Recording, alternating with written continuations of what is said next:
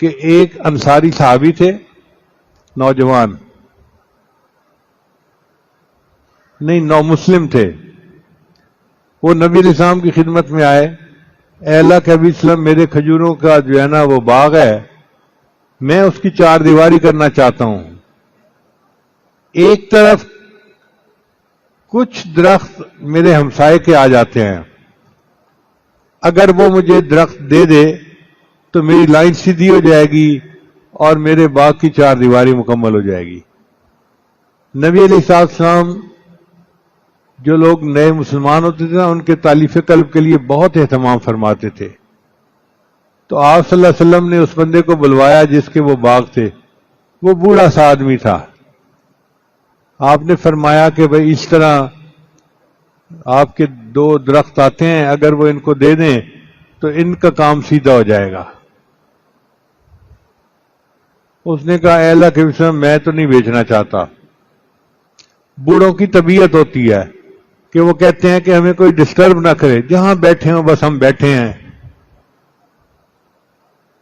عمر کی وجہ سے ان کی طبیعت ایسی بن جاتی ہے۔ پھر نبی علیہ السلام نے فرمایا اچھا، اگر یہ درخت دے دے گا تو میں اس کے بدلے تمہیں جنت میں کھجوروں کے درخت ملنے کی بشارت دیتا ہوں۔ اس نے کہا اللہ کے وسلم، میں جنت میں تو جاؤں گا نا۔ نبی صلی اللہ علیہ وسلم، ہاں تم جنت میں جاؤ گے مگر تمہیں اضافی درخت ملیں گے۔ کہتے لا حاجت علی، مجھے کوئی پرواہ نہیں۔ اب وہ بوڑھا چلا گیا۔ ایک اور صحابی نے یہ گفتگو سن لی، وہ نبی علیہ السلام کے پاس آئے، اے اللہ کے حبیب صلی اللہ علیہ وسلم، اگر یہ درخت میں خرید کے دے دوں تو مجھے بھی یہی بشارت ہے کہ جنت میں اضافی درخت ملیں گے۔ نبی علیہ السلام نے فرمایا ہاں تمہیں بھی درخت ملیں گے۔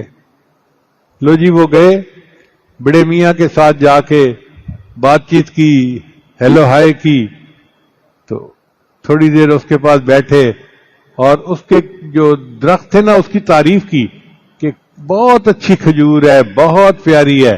اب بڑے میاں کو تو وہ بہت پسندیدہ تھی، وہ تو عاشق تھے اس درخت کے۔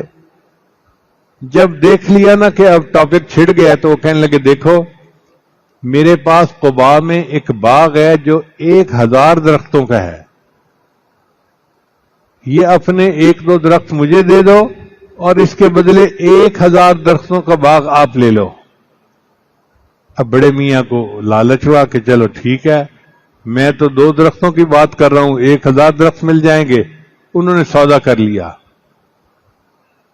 وہ صاحب بھی سودا کرنے کے بعد نبی علیہ السلام کی خدمت میں آئے اور عرض کیا اے اللہ کے حبیب صلی اللہ علیہ وسلم، میں نے وہ 2 درخت لے لیے اور میں آپ کے حوالے کرتا ہوں اور مجھے بشارت چاہیے۔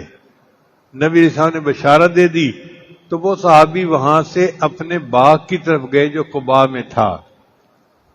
باغ کے باہر سے کھڑے ہو کے انہوں نے اپنی بیوی کو آواز دینی شروع کر دی، فلاں کی ماں، فلاں کی، جیسے ام کلثوم، ام فلاں، ام سفیان۔ بیوی نے کہا کیا ہوا، آپ نے تو کبھی مجھے اس طرح نہیں پکارا۔ کہنے لگے کہ اپنا سامان لے کے باغ سے باہر نکل آؤ، میں نے اس کا سودا کر دیا ہے۔ تو بیوی نے پوچھا کیا سودا کیا ہے؟ فرمان لگے میں نے سودا یہ کیا ہے کہ میں نے نبی علیہ السلام سے کھجوروں کے باغ جنت میں لینے کی بشارت لے لی ہے اور یہ باغ دے دیا ہے۔ تو بیوی کہنے لگی مبارک ہو، تو نے زندگی میں پہلی مرتبہ اچھا سودا کیا ہے، مبارک ہو کہ تو نے زندگی میں پہلی مرتبہ اچھا سودا کیا ہے۔ تو اپنی آخرت کے لیے صحابہ کرام اس طرح خرچ کرتے تھے۔